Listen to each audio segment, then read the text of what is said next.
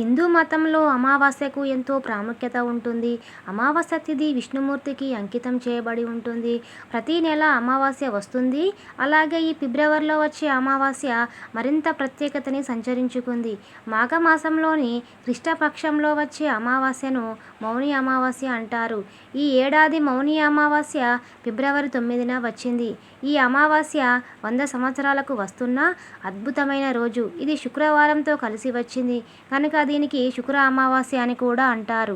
మౌని అమావాస్య రోజు కొన్ని ప్రత్యేక పరిహారాలు పాటించడం వల్ల మీ జీవితంలో రాజయోగం లభిస్తుంది. అలాగే పితృదోషము, వంశపారపర్య దోషాల నుంచి ఉపశమనం కలుగుతుంది. పంచాంగం ప్రకారం మౌని అమావాస్య తిథి ఫిబ్రవరి 9 ఉదయం 8:02 ప్రారంభమవుతుంది. మరుసటి రోజు ఉదయం ఫిబ్రవరి 10న 4:28 ముగిస్తుంది. హిందూ మతంలో గంగని అత్యంత పవిత్రమైన నదిగా పరిగణిస్తారు. మౌని అమావాస్య రోజున గంగాజలం అమృతంగా మారుతుందని నమ్ముతారు. కాబట్టి మౌని అమావాస్య రోజు గంగా నదిలో పవిత్ర స్నానం చేస్తే ముక్కోటి దేవతల ఆశీర్వాదం లభిస్తుంది. కాబట్టి మౌని అమావాస్య రోజున ఉదయాన్నే లేచి గంగా స్నానం చేయాలి. ఇలా చేయలేని వారు స్నానం చేసే నీటిలో గంగాజలం కలుపుకొని స్నానం చేయొచ్చు. ఈ రోజున స్నానం చేసే వరకు ఎవరితోనూ మాట్లాడకుండా జాగ్రత్త వహించాలి. స్నానం చేసిన తర్వాత సూర్య భగవానుడికి ఆర్ఘ్యం సమర్పించాలి. ఎంతో శక్తివంతమైన ఈ మౌని అమావాస్య రోజున గోవుకి ఏదైనా ఆహారం పెడితే సకల దేవతల ఆశీర్వాదాలు మీపై ఎల్లవేళలా ఉంటాయి. ఎందుకంటే గోమాతలో ముక్కోటి దేవతలు నివసిస్తారు. ఈ రోజున గోవుకు గడ్డి కానీ పండ్లు కానీ ఏవైనా సరే ఆహారంగా పెడితే మీ కష్టాలు తొలగి దరిద్రాలు, దోషాలు, బాధలు అన్నీ పోయి తరతరాలకు తరగని ఐశ్వర్యం వస్తుందని జ్యోతిష్య పండితులు చెబుతున్నారు. ఈ అమావాస్య రోజున మీ పూజా గదిలో లక్ష్మీదేవి ఫోటో ముందు ఒక తమలపాకు ఉంచి దాని మీద మట్టి ప్రమిద పెట్టి 5 ఒత్తులతో దీపారాధన చేయాలి. ఇలా ఈ దీపాన్ని లక్ష్మీదేవి పటం ముందు ఎవరు వెలిగిస్తారో అలాంటి వారికి అష్టదరిద్రాలు పోయి అష్ట ఐశ్వర్యాలు లభిస్తాయి.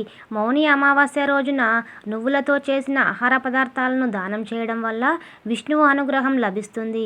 అమావాస్య రోజున ఉపవాసం ఉండడం వల్ల పూర్వీకులు మోక్షం పొంది పుణ్యఫలం పొందుతారని మత విశ్వాసం. ఈ అమావాస్య రోజున బియ్యం పిండిలో పంచదార కలిపి చీమలకు ఆహారంగా వేయండి. ఇలా చేయడం వలన మన పూర్వీకుల ఆశీర్వాదాలను పొందవచ్చు. వారి ఆశీస్సులతో మన కోరిన కోరికలు నెరవేరుతాయి.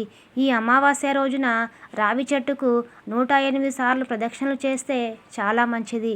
రావి చెట్టు కింద దీపం వెలిగిస్తే వంశపారపర్య దోషాలు తొలగిపోతాయని పండితులు సూచిస్తున్నారు. అలాగే ఈ అమావాస్య రోజున మీ ఇంటి గుమ్మానికి రావి ఆకులను కడితే చాలా మంచిది. రావి చెట్టులో విష్ణువు దేవుడు కొలువై ఉంటాడు. కాబట్టి ఇంటి ముందు రావి ఆకులు కట్టడం వల్ల మీ ఇంట్లోకి విష్ణుదేవుడు అడుగు పెడతాడు. మౌని అమావాస్య రోజున వీలైనంత వరకు ఎక్కువగా దేవుని ధ్యానం చేయండి. ఇలా చేస్తే మీరు ఖచ్చితంగా ముక్కోటి దేవతల ఆశీర్వాదాన్ని పొందవచ్చు. ఈ రోజున మీ స్తోమతను బట్టి పేదరికానికి విరాళాలు ఇవ్వండి మరియు పేద ప్రజలకు సహాయం చేయండి. ఈ రోజున మీరు చేసే చిన్న దానమైన మంచి పుణ్యఫలాన్ని ఇస్తుంది. ఈ రోజున తెలిసి తెలియక ఎవరితోనూ అబద్ధం చెప్పకూడదు. ఈ రోజున ఎవరికైనా మీరు అబద్ధం చెబితే మీ జీవితంలో ఏలినాటి శని వెంటాడుతుంది. మౌని అమావాస్య రోజున ఎట్టి పరిస్థితుల్లోనూ ఆలస్యంగా నిద్ర లేవకూడదు. అలా చేస్తే ఇంట్లో దరిద్ర దేవత తిష్ట వేసుకొని కూర్చుంటుంది. మౌని అమావాస్య రోజున మాంసాహారం, మద్యపానం తీసుకోరాదు. ఈ రోజున సాధారణ ఆహారాన్ని మాత్రమే తినాలి మరియు వీలైనంత వరకు మౌనంగా ఉండడానికి ప్రయత్నించాలి. ఈ ప్రత్యేకమైన రోజున విష్ణువును, శివుడును పూజిస్తే చాలా మంచిది. ఈ రోజున గంగా స్నానం చేస్తే పితృదోషము, శని దోషము నుంచి ఉపశమనం లభిస్తుందని పండితులు చెబుతున్నారు. గంగా నదిలో స్నానం అందరికీ వీలు కాదు కాబట్టి ఇంట్లో స్నానం చేసేటప్పుడు ఆ నీటిలో గంగాజలాన్ని కలిపి స్నానం చేస్తే అఖండ రాజయోగం పొందవచ్చు. అమావాస్య రోజున మనం చేసే పనుల్లో తగిన జాగ్రత్తలు తీసుకుంటే మన ఇంట్లో ఉన్న దరిద్ర దేవతను ఇంటి నుంచి తరిమివేసి లక్ష్మీదేవిని ఆహ్వానించవచ్చు. ముఖ్యంగా ఈ మౌని అమావాస్య రోజు చేయాల్సిన, చేయకూడని పనుల గురించి శాస్త్రం ఏం చెబుతుందో తెలుసుకుందాం. అమావాస్య రోజున ఖచ్చితంగా తలస్నానం చేయాలి. ఈ రోజున తలస్నానం చేయకపోతే దరిద్రం వెంటాడుతుంది. అందుకే అమావాస్య రోజున తలస్నానం ఖచ్చితంగా చేయాలి. ఈ రోజున తలకు నూనె అస్సలు రాసుకోకూడదు. అమావాస్య రోజు లక్ష్మీదేవిని పూజించడం, పితృదేవతలను తలుచుకొని నమస్కరిస్తే ఆ ఇంట్లో అంతా శుభమే కలుగుతుంది. ఎట్టి పరిస్థితుల్లోనూ అమావాస్య రోజు కొత్త దుస్తులు ధరించకూడదు. మధ్యాహ్నం సమయంలో నిద్రపోరాదు. అమావాస్య రోజు రాత్రి సమయంలో భోజనం అస్సలు చేయకూడదు. మధ్యాహ్నం భోజనం చేసి రాత్రి పలహారం తీసుకోవడం ఉత్తమం. అమావాస్య రోజున పసిపిల్లలను సాయంత్రం వేళ బయటకు తీసుకురాకూడదు.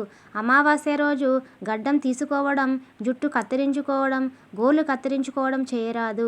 ఇలా చేస్తే దరిద్ర దేవత నుంచి అస్సలు తప్పించుకోలేరు. అమావాస్య రోజున మన పూర్వీకులు వంశస్థులను కలవడానికి వస్తారని గరుడ పురాణంలో చెప్పబడింది. ఈ రోజున ఉపవాసం ఉండడం, పవిత్ర నదిలో స్నానం చేయడం, దానాలు చేయడం, నైవేద్యాలు సమర్పించడం ద్వారా పూర్వీకులు సంతృప్తులవుతారట. అలాగే ఈ రోజున ఒక బ్రాహ్మణుడికి భోజనం పెట్టండి.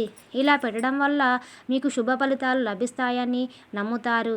ఈ అమావాస్య రోజున సూర్యుడు అస్తమించే సమయంలో తులసి చెట్టు దగ్గర ఆవు నెయ్యితో దీపం వెలిగిస్తే చాలా మంచిది. ఈ అమావాస్య రోజున అరటి చెట్టు మొదట్లో కుంకుమ నీటిని పోసి నమస్కరించుకుంటే మీ జాతకరీత్యా ఉన్నటువంటి దోషాలు అన్నీ తొలగిపోతాయి. మౌని అమావాస్య తర్వాత 6 రాశుల వారికి ఈ సంవత్సరమంతా అదృష్టం పట్టబోతుందని జ్యోతిష్యులు చెబుతున్నారు. వృషభ రాశి, కర్కటక రాశి, వృశ్చిక రాశి, మకర రాశి, మేషరాశి, మీనరాశి ఈ 6 రాశులకు మౌని అమావాస్య తర్వాత గ్రహాల మార్పుల వల్ల కలిసొచ్చే కాలం రాబోతుందట. Thanks for watching. Please subscribe my channel.